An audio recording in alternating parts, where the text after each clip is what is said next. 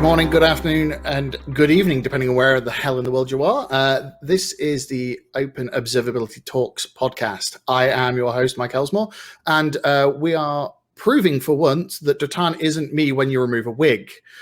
We are both going to be in this session, and that's making it a little bit different. And we're also being really hot off the press, like an actual podcast for once, rather than behind the show. We're on the nose today.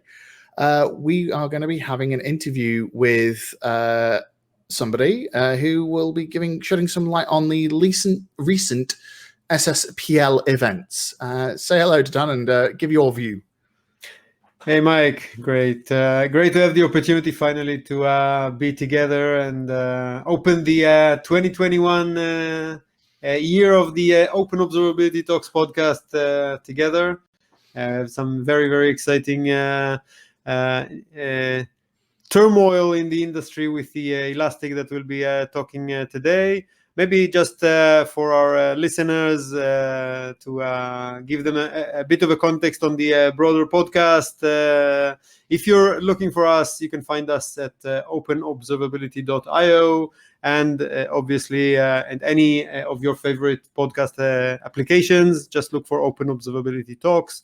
And one last note, we are always happy to get more of the members of the community involved. So if you do want to have a chat, and trust me, Mike and I are good hosts and we'll be gentle with you, then do reach out and look us up both on the openobservability.io or reach out at OpenObserve on Twitter, or whichever way you like, on Mike's handle, on my handle, or whichever way works for you. We're more than happy to have more people with us here. And for the biggest news in the industry these days, essentially Elastic's announcement of relicensing Elasticsearch and Kibana open source projects to a dual license, Elastic license and the SSPL, which was invented by Mongo and around the database there. And I guess it has created a lot of commotion in the community. What's going on with the open source? What's going on with the user base? So I guess that's the biggest question that everyone is now being debating around. Mike, what's your say on that? What's the buzz that you've been hearing? Mild sense of panic, a little bit of rage, and a lot of confusion. And hopefully the next half an hour is going to help with a bit of that. Definitely. And I think we have an excellent guest today to talk about that. We have Tomer Levy. Let's add Tomer to the stream. Hey, Tomer. Hey, Dotan. Hey, Mike. What's up? Hey. Good. Great to have you with us. And you've been one of the vocal individuals and leaders in this domain. So we'll definitely would like to hear about your take on that and your conversations in the industry. But maybe you can start with a brief introduction to yourself and to the company. Of course. Hi again, everyone. I'm Tomer Levy. I'm the CEO, one of the founders of Logs.io. I'm a software developer, spent years developing software. Until one time I got frustrated with collecting logs and getting observability right. At the time it was just called monitoring. So together with the staff, we built a company to help developers like us, get through that in a better way. So Logs.io is 6 years old. We help companies with kind of observability, log management, metrics with our Prometheus as a service, distributed tracing with our Jaeger as a service, and a cloud SIEM solution, kind of a full-blown platform for developers. So this is what we're about, and I'm excited to be here and talk about Elastic, SSPL, and everything around that. Well, you mentioned the SSPL, so that's the new license that's going to be starting the next 7.11, if I remember correctly, Elasticsearch version. So what does that even mean? What's SSPL? Is that open source? What does it mean for the users? Yeah, for sure. So if you're one of the few people who haven't been reading the news and kind of involved in in the recent changes. So Elastic made a decision to change Elasticsearch and Kibana from a dual license, from an Apache 2 license, which means anyone can take, distribute, build software on, resell, do whatever they want with it, to a dual license, to an Elastic license, or to a license called SSPL, and it was, as I think you mentioned before, developed by MongoDB. And the idea is you can use the software freely unless you're using it to provide that software as a service. This is, in a high level, what it means. And we can talk about this is a pretty broad definition, and the license is very broad, and it causes, Mike, as you said, some fear range and a lot of confusion. So it's definitely shook up the market. Yeah. As someone who's been following the also on the Twitter and the forums and everything, it's a lot of mayhem around that. Mike, what did you hear, by the way? Genuinely, for me, it's just been a lot of people who have been confused about the implications. A lot of people who have read it and gone, I can still use it, but I can't interact directly with the code base. There's this term, open source, where people are still going to be able to consume it as an individual, install the Docker images on their box and run it, but then messing around with it and contributing back is now becoming a nightmare in itself. It already was difficult with the existing model for governance it had, but this is just a whole extra layer of what. It's a very hard, without actually being part of Elastic, it's very hard to guess why they've done everything they have and to work out what their end game is. So it's a lot of people are just going, what?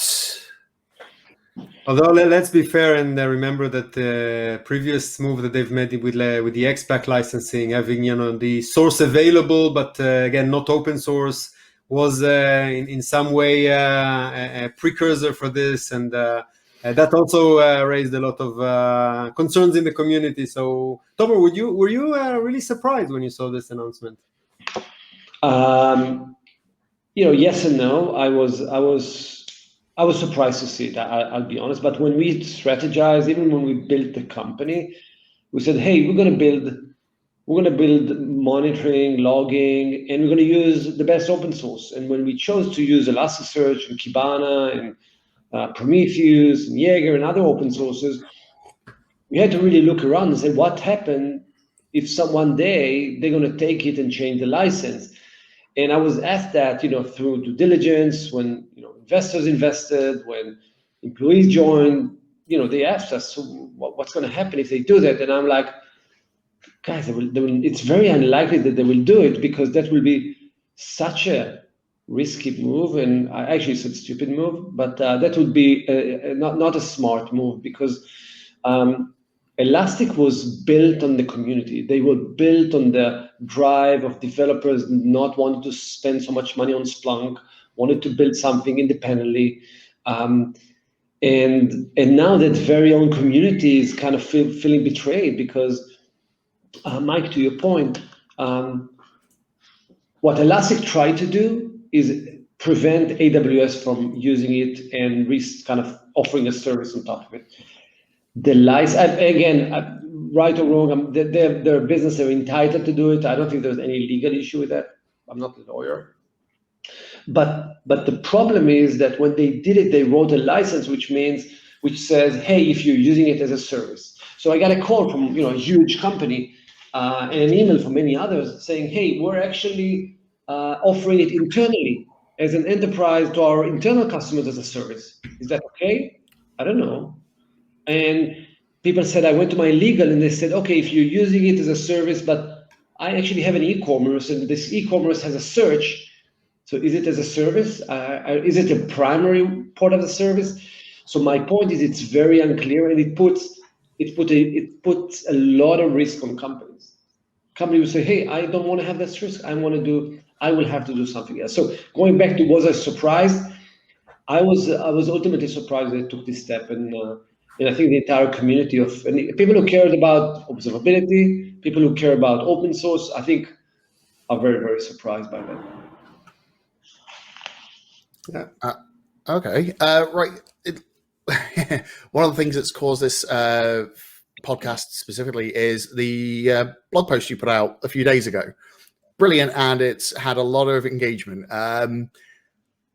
So in that, you said that Logs.io was going to be forking, maintaining a version of the open source. And do you think this is going to be slowing down Logs.io from an innovation standpoint? Because we are much smaller than the other organizations that we are working with and against, and depending on your point of view. And I'm also curious because of that blog post, what's the community reaction been like in the forking and wanting to grow the open source? Yeah, for sure. First, really good question. So when we saw it, I honestly didn't believe it. I had to read it like a couple of times and say, "Oh my God! Like, are they really doing it?" Because I felt it was the wrong business move and wrong cultural move. Because I really looked up to Shai and the team. Their contribution to open source, cannot be underestimated. They're a huge open source contributor, and they deserve so much credit for that. But to really turn around and say, you know what, I'm going to close source this, and this is what it means. It's not an open source license. I want to close source these projects to prevent a competitor as fierce and aggressive as it is from competing with me was just disappointing. So we saw that and we said, okay, what are we going to do? We obviously offer not Elasticsearch as a service, but we offer a cloud service based, and Elasticsearch is a very important engine within our engines. And the answer was clear. Like, our number one value is obsess over customers. We had to look in the faces of 1,000 customers and tell them, hey, we're going to commit to putting people and money and investment and attention into making these open sources community driven. And this is our mission. In the last couple of weeks, this is all we've done, is really to hone in on that. So in terms of, and when I had to make this decision, when we had to make it, we looked at can we do it? Like, resources, money, expertise. Elasticsearch is a very complicated project. Like, it's been invested by, and it's been growing in phases, so it has a lot of patches into it. Kibana the same. And we looked around. Logs.io has one of the largest concentration of engineers that know Elasticsearch really well, that know Kibana really well. And a couple of days we made a decision. We actually, before announcing it, we talked to AWS, and there's a great team at AWS that we share the same vision about, hey, we'd like to have an open source that people can build software on. And feeling their kind of support, we made this announcement, knowing they're probably most likely going to join, and we're going to have more partners joining us. So that was when we announced it. I can tell you, within an hour, we started getting emails from people who are about to lose their jobs, like people who have a small IT shop in South America, and I cannot help my customers with open source anymore. They're literally afraid that they're going to lose their livelihood because of that. And people in all sizes of companies and nonprofit, and the amount of emails we get is just crazy. And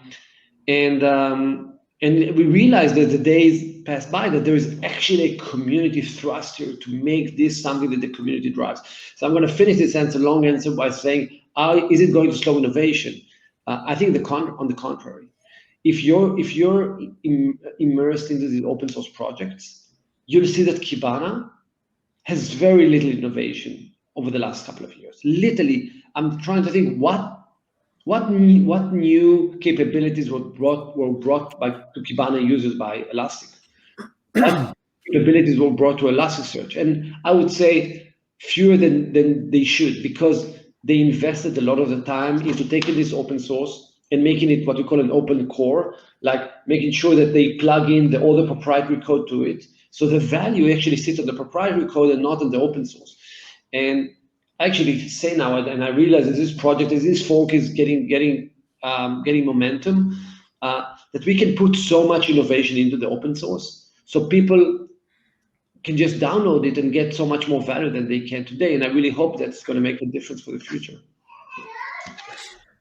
Actually, you brought a point about that this open source and this community can drive innovation, and I think this is one of the driving forces in general in open source. The theme in our podcast is open source based observability, essentially, and I guess Elastic put very shy Banon specifically in his second post, very much explicitly called out AWS as the source and the issue for that caused them to do that, and others also made similar claims. I'm curious from you, being a veteran in this industry and an open source enthusiast, do you think that there is like looking at AWS as a really an entity that impacts like killing open source and preventing organizations such as this to generate open source and build the community, or is there another point to that aspect? Yes. So first, AWS is a very fierce competitor. They have a very good engineering team. They deploy very fast. They have a lot of capital and amazing distribution. They're not easy to compete with. That's hard. But look at the companies that AWS competes with. Look at Redis, look at MongoDB, look at Elastic. These companies are thriving. And I would actually argue that the opposite is true. By AWS adopting your open source, they are teaching people that this is the de facto standard of how you do, database. This is how you do search. This is how you do, queue, whatever it is that you do. And imagine Elastic had like 4 years advantage on AWS. They could have developed a better product, a better cloud service. And I think I'm not sure they have. And so is Amazon destroying open source? I think the contrary. Amazon is teaching the community of developers to use open source. And it is the commercial company's responsibility, like us, by the way, that we compete with AWS, but we are focused on having a better service, a better product, more innovation to our customers, and this is how we're going to win them. Amazon will win them by great distribution, low cost, easy to start, easy to use. You can build stuff on it. You start with that, and then you graduate. Then you go to MongoDB, then you go to Elastic or Logs.io or Redis or other companies. So personally, I think that actually contributes to open source adoption, not the other way around. Okay. Sticking on the topic of AWS and what they've done, so they forked out a version which is now the open distro for Elasticsearch. I'm still wearing my orange shirt, so I can say we. Are we intending to work alongside them in capacities? And how do you see that vision going on into the future? Yeah, for sure. So as I mentioned before, as we were planning to do it, having the backup of AWS and having their say, hey, we're going to make it happen, it's a huge force to make this open source the best. So yes, we're working with AWS together, working on the repos. We're just starting to collaborate more closely now. And I expect more entities will start collaborating. And our goal is to have one open source, one distribution for Elasticsearch, one distribution for Kibana. The names are not final yet, so the names are probably going to change. They're not going to be Elasticsearch, they're not going to be Kibana. And the idea is how do we bring multiple parties together to contribute, to make it truly community-based and not just the problem we had with Elastic having one entity. We don't want to have that problem with Amazon having one entity. And I think Amazon doesn't want it. I see where they're going with it. So I think the goal is to have multiple entities. We'll definitely be a leading entity there, contributing, putting code there, putting portion of our IP into the open source because we've been doing it with Jaeger extensively. We've been doing it with other projects, and now we're going to put a lot of that IP, a lot of the energy into the open source. And then in the end of the day, our customers are going to get it while they get the Log.io service or just do it yourself. And that's just fine as well. Yeah, these are great news. I think also again from what my discussions with the community, I think the fact that it's not going to be from one benevolent dictator to another benevolent dictator is definitely a concern that many have raised, and after being burnt one time, obviously people are even more cautious on the second time around. So it's great to hear that there's going to be a collaboration of many entities, more decentralized, to have a brighter future going forward. I'm curious. So we look at on observability in general, and especially in light of these. How do you see that impacted, like the vision of observability that we've been talking about throughout this podcast in many angles? Do you see that? How do you see that being affected by these news, and how do that maybe taking the open observability a step forward thanks to that? Yeah, I think that move by Elastic jeopardizes the entire open source industry, and specifically the observability where we kind of live in and we care about more than anything. I think it jeopardizes because companies will come and say, hey, Prometheus, can I rely on it? Jaeger, can I rely on it?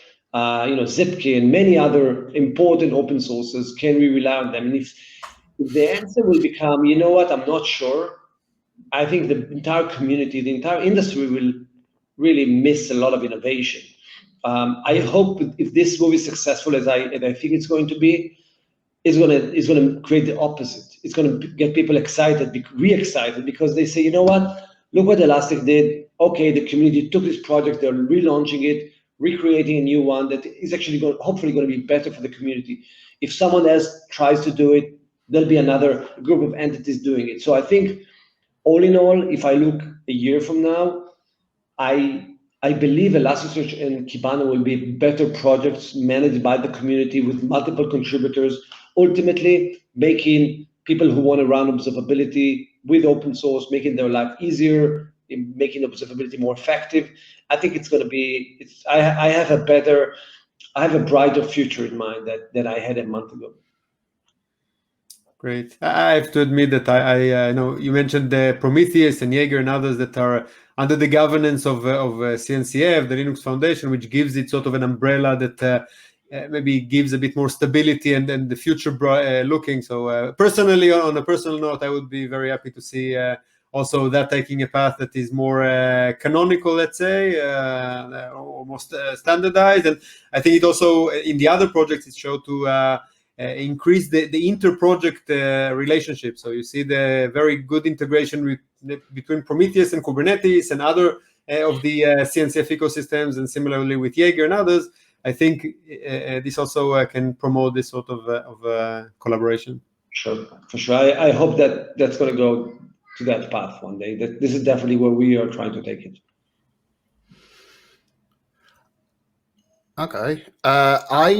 Right, you mentioned a few projects there that Logs.io have got an eye in. So Logs.io has existed for 6 years, and over those years has become one of the de facto standards for the experts within the ELK stack.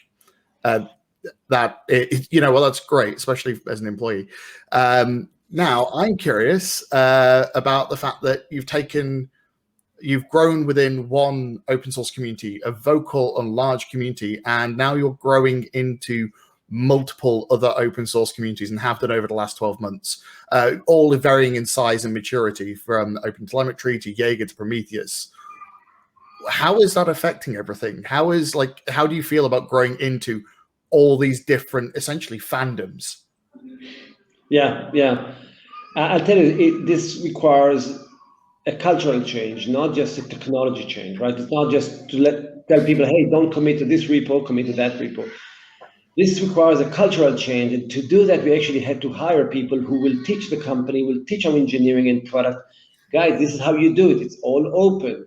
It's all on GitHub. It's all, you have to do things that maybe do not benefit your business, but as part of a community member, you have to go and build capabilities, and you have to stop thinking the way, a normal engineering team thinks about code. Okay, I'm going to build what my customers need, but here you have to build what the community needs. And I would definitely say it's a muscle.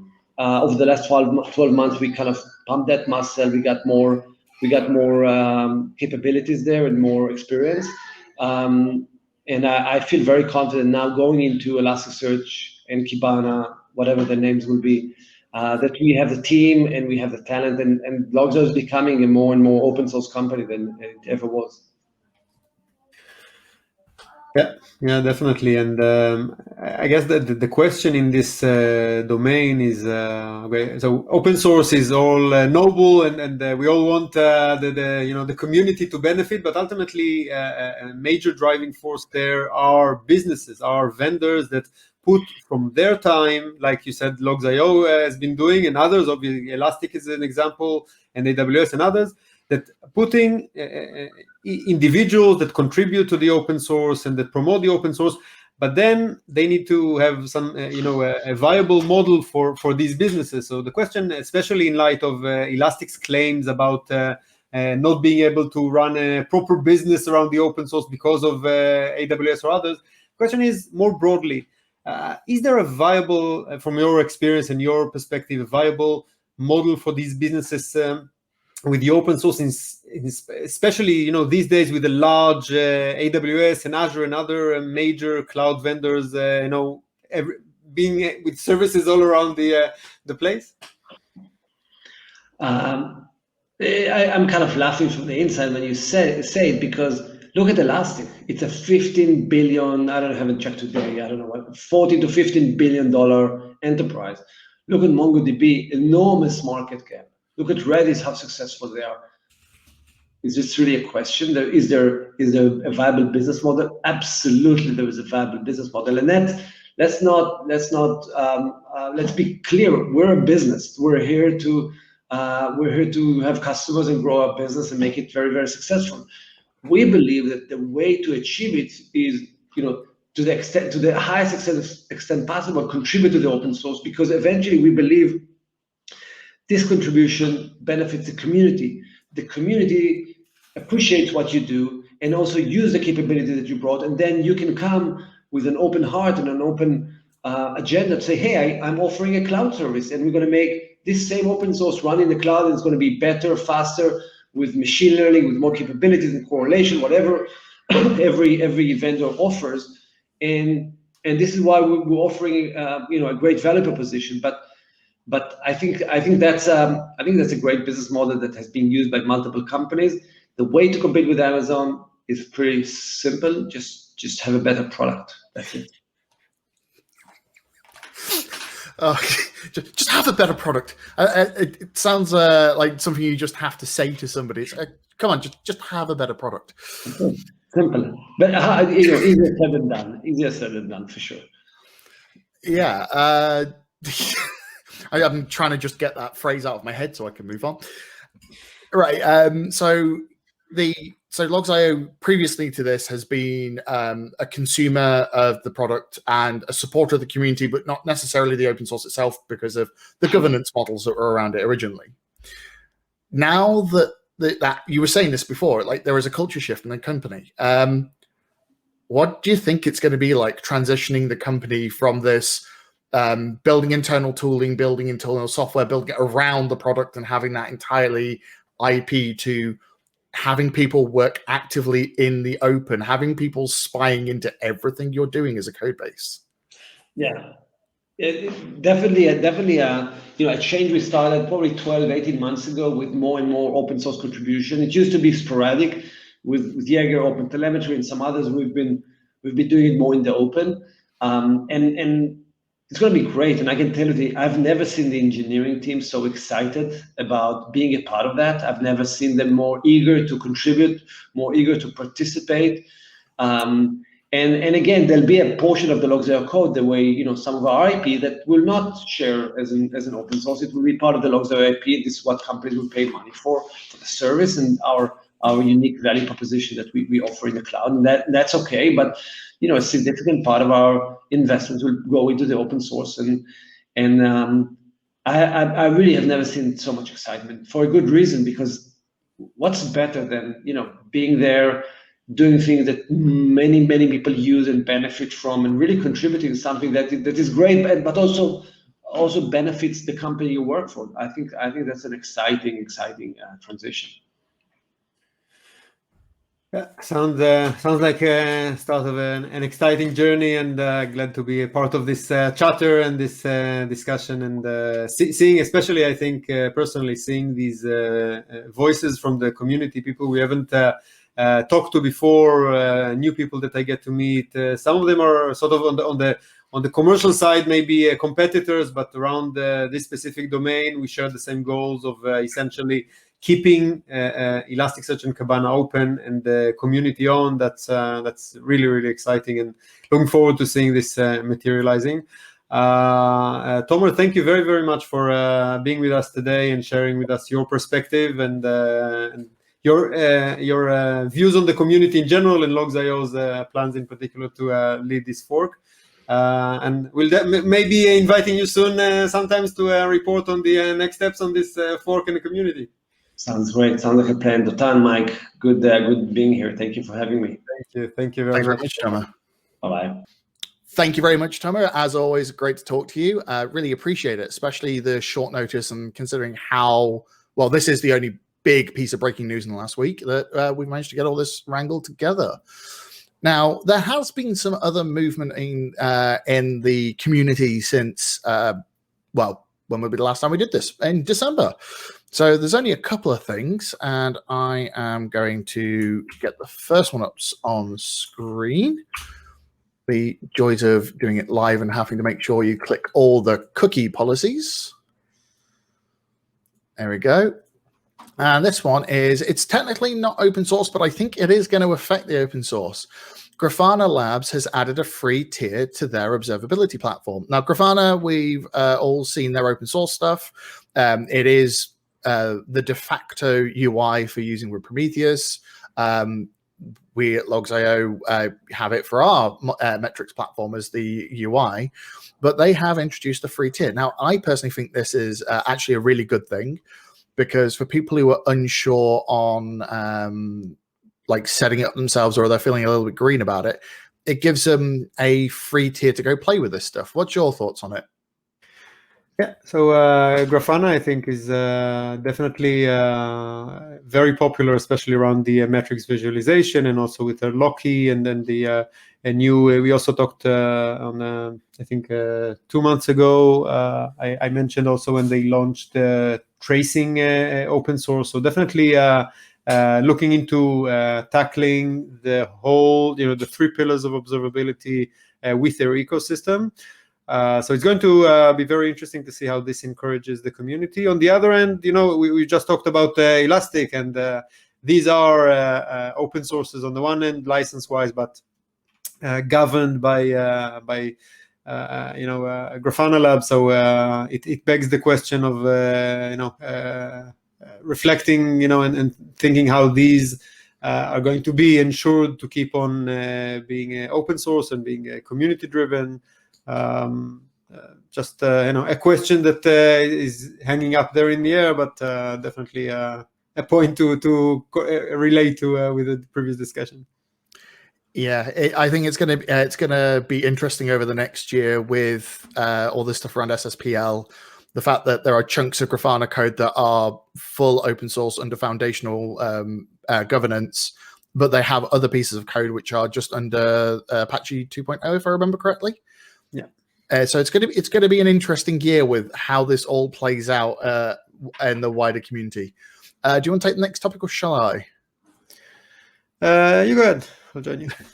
Okay, this works perfectly for me, because this is a topic near and dear to my heart, considering I'm not a DevOps professional. I'm just a hacker who likes to play with things, and DevOps just happens to be the next thing I'm learning. Lightstep have now developed tooling specifically for Lambda. Now, for the last few years, where observability is becoming more of a thing with platforms and the big proprietary pieces of software having multiple pillars for this covered, all of them have just had Lambda as a selling point. Oh, you can use it with functions as a service and stuff.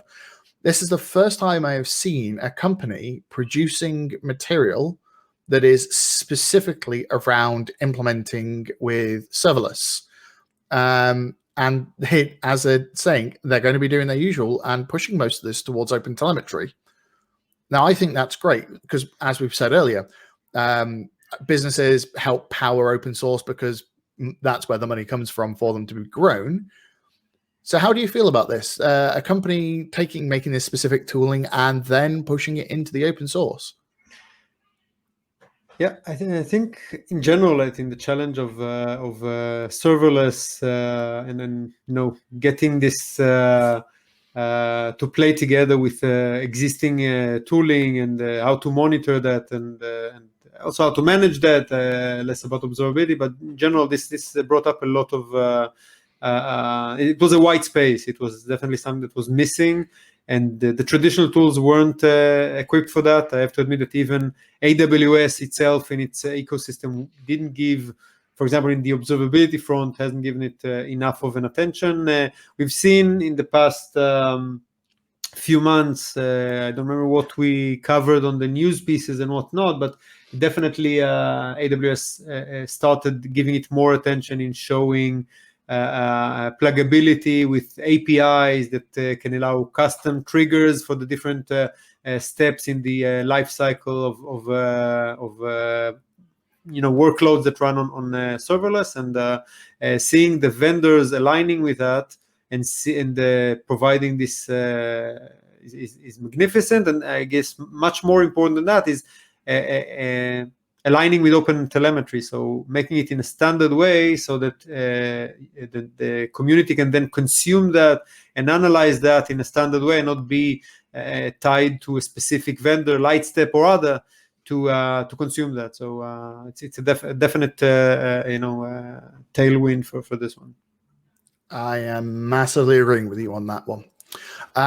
That's actually all we have is an entire broadcast entirely around news for once. No big high-level chat, more like, oh, bloody hell, that's all happened.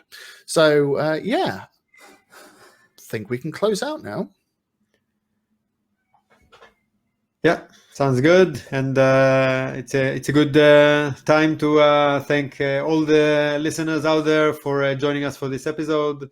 And again, you can find all these recordings both on your favorite podcast app under OpenObservability Talks. And typically we'll also be streaming the episodes live on Twitch. So if you are keen on joining us live and throwing some tough questions at us, then feel free to look us up on the Twitch stream. And generally follow us on the Twitter at OpenObserve. With suggestions for topics, for speakers, or anything else that would be interesting for the community.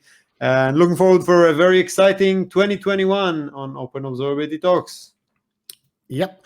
And don't forget, if you have a topic you would like to raise or have a conversation with, feel free to drop me or Datan or just the OpenObserve Twitter a message or an email, and we will happily chat about bringing you on. Thank you very much all for tuning in. Thank you very much, Mike. Thank you, everyone.